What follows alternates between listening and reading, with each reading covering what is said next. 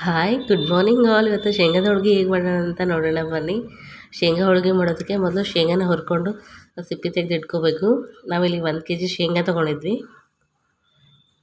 1 K G ಶೇಂಗಾ, ಒಂದು 100 gram ಎಳ್ಳು ತೊಗೊಂಡಿದ್ವಿ. ಎಳ್ಳನ್ನು ಹುರಿದು ಇಟ್ಕೋಬೇಕು ಇದನ್ನು.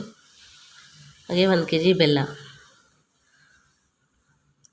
ಬೆಲ್ಲನ ಚೆನ್ನಾಗಿ ತುರಿಯೋ ಮಣೇಲಿ ಚೆನ್ನಾಗಿ ತುರ್ಕೋಬೇಕು ಅದನ್ನು ಸಣ್ಣದಾಗಿ. ಇದಕ್ಕೆ 1 ಕೆ ಜಿ ಹೋಳಿಗೆ ಇಡಬೇಕಾಗತ್ತೆ. 1 ಕೆ ಜಿ ಶೇಂಗಾ, 1 ಕೆ ಜಿ ಬೆಲ್ಲ, ಹಾಗೆ 100 ಗ್ರಾಮ್ ಎಳ್ಳು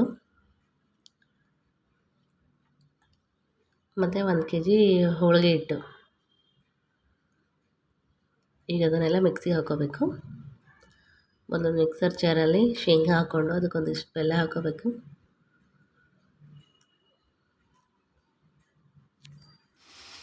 ಹಾಕ್ಕೊಂಡು ಚೆನ್ನಾಗಿ ಮಿಕ್ಸಿ ಮಾಡ್ಕೋಬೇಕು. ಎಳ್ಳು ತೊಗೊಂಡಿದ್ವಲ್ಲ, ಎಳ್ಳನ್ನು ಹಾಕಿ ಅದಕ್ಕೆ ಮತ್ತೊಂದಿಷ್ಟು ಬೆಲ್ಲನೂ ಹಾಕ್ಕೋಬೇಕು. ಮಿಕ್ಸಿ ಮಾಡ್ಕೋಬೇಕು. 1 ಕೆ ಜಿ ಇದನ್ನು ಮಿಕ್ಸಿ ಮಾಡಿ ಇಟ್ಕೊಂಡಿದ್ದೀನಿ ನೋಡಿ. ಆಮೇಲೆ ಹೋಳಿಗೆ ಹಿಟ್ಟು ತೊಗೊಂಡಿರ್ತೀವಲ್ಲ, ಹೋಳಿಗೆ ಹಿಟ್ಟನ್ನ ಗಲಾಟೆ ಇಟ್ಕೊಂಡು ಅದಕ್ಕೆ ನೀರು ಹಾಕಿ ಚೆನ್ನಾಗಿ ಹಿಟ್ಟನ್ನ ಕಲಸ್ಕೋಬೇಕು. ಚಪಾತಿ ಹಿಟ್ಟಿನ ಅದಕ್ಕೆ ಕಲಿಸ್ಕೋಬೇಕು ಇದನ್ನು.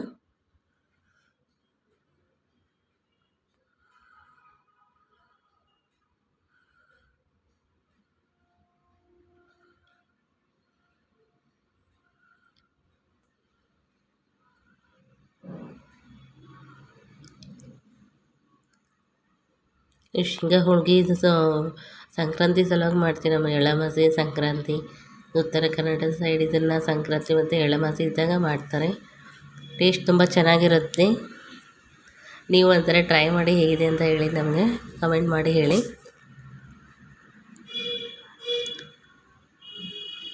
ಇದನ್ನು ನಾವು ಚಪಾತಿ ಹಿಟ್ಟಿನ ಅದಕ್ಕೆ ಕಲಿಸ್ಕೋಬೇಕು.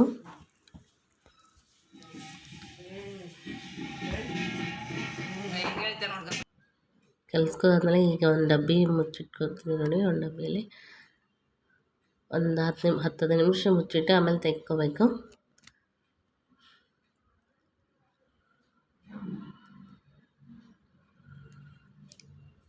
ಆಮೇಲೆ ಒಂದು ಬೊಗಣೆಯಲ್ಲಿ ಒಂದು ಸ್ವಲ್ಪ ನೀರು ಕಾಸ್ಕೋಬೇಕು, ಬಿಸಿನೀರು ಕಾಸ್ಕೋಬೇಕು.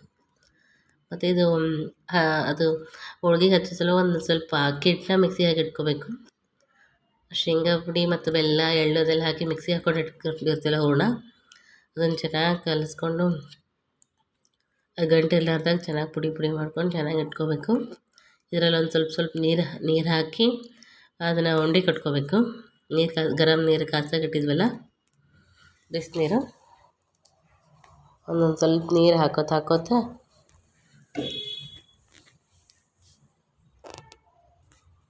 ಸ್ವಲ್ಪ ನೀರು ಹಾಕೋತಾ ಚೆನ್ನಾಗಿ ಮಿಕ್ಸ್ ಮಾಡಿಕೊಂಡು ಅದ್ರ ಉಂಡೆ ಕಟ್ಕೋಬೇಕು.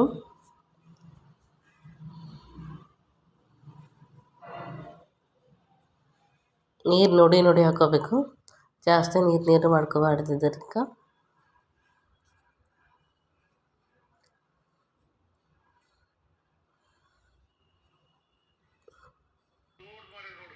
ಈ ಥರ ಉಂಡೆ ಮಾಡ್ಕೊಂಡಿದ್ದೀನಿ ನೋಡಿ.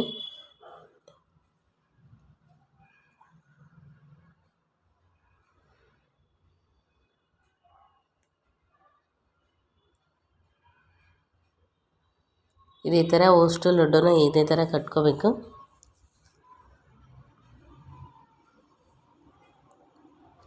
ಇವಾಗ ಒಂದು ಚಪಾತಿ ಹಿಟ್ಟಿನಷ್ಟು ಒಂದು ಚಪಾತಿ ಆಗೋ ಹಿಟ್ಟಷ್ಟು ತೊಗೋಬೇಕು. ತಗೊಂಡು ಅದನ್ನು ಹೂರಣ ತುಂಬ್ಕೋಬೇಕು. ಅದರಲ್ಲಿ ಲಡ್ಡು ಮಾಡ್ಕೊಂಡಿದ್ವಲ್ಲ ಶೇಂಗಾ ಲಡ್ಡು, ಹೂರಣನ ಅದರಲ್ಲಿ ಇಟ್ಕೋಬೇಕು.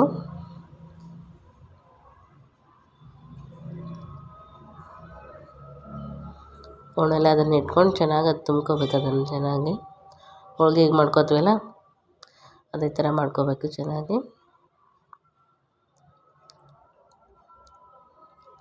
ಅದು ಎಕ್ಸ್ಟ್ರಾ ಏನು ಬರುತ್ತಲ್ಲ ಹಿಟ್ಟನ್ನು ಅದನ್ನು ತೆಗೆದು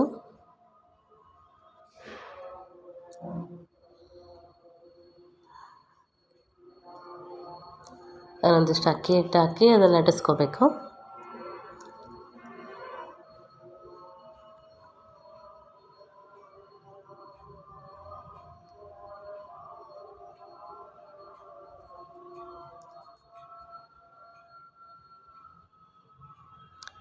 ಅಕ್ಕಿ ಹಿಟ್ಟು ಹಾಕಿ ಅದು ಹೋಳಿಗೆ ಥರ ಇದನ್ನು ಚೆನ್ನಾಗಿ ಲಟ್ಟಿಸ್ಕೋಬೇಕು.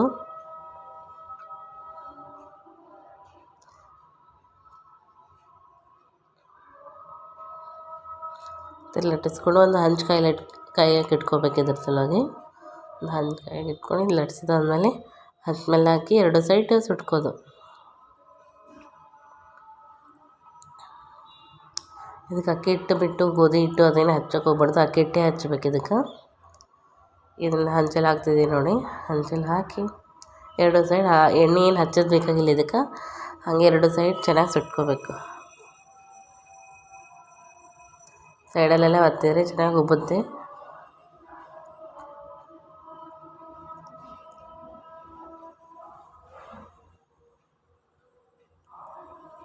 ಒಂದು ಹೋಳಿಗೆ ರೆಡಿ ಆಯ್ತು ನೋಡಿರಿ. ಮತ್ತು ಇನ್ನೊಂದು ಹೋಳಿಗೆ ಹಾಕ್ತಿದ್ವಿ ಹಂಚ ಮೇಲೆ.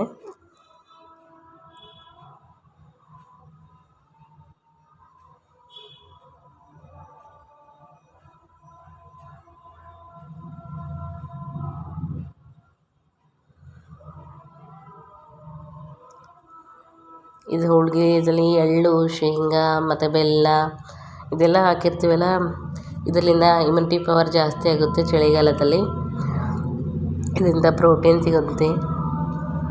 ಅದಕ್ಕೆ ನೀವು ಟ್ರೈ ಮಾಡಿ ಹೇಗೆ ಬಂತು ಅಂತ ಹೇಳಿ ನಮಗೆ.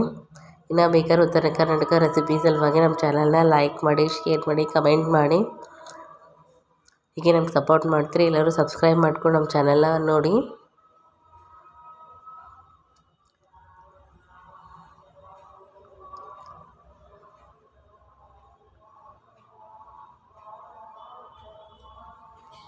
ಇದೇ ಥರ ಎಲ್ಲ ಹೋಳಿಗೆನೂ ಮಾಡಿಕೊಂಡು ಒಂದು ಪೇಪರ್ ಹಾಸಿ ಪೇಪರ್ ಮೇಲೆ ಹಾಕಿ ಇದನ್ನೆಲ್ಲ ಹೋಳಿಗೆನ ಒಂದು 2 ತಾಸು ಅದೇ ಗಾಳಿಗೆ ಅದೇ ಒಣಗಿಸ್ಕೋಬೇಕು ಇದನ್ನು.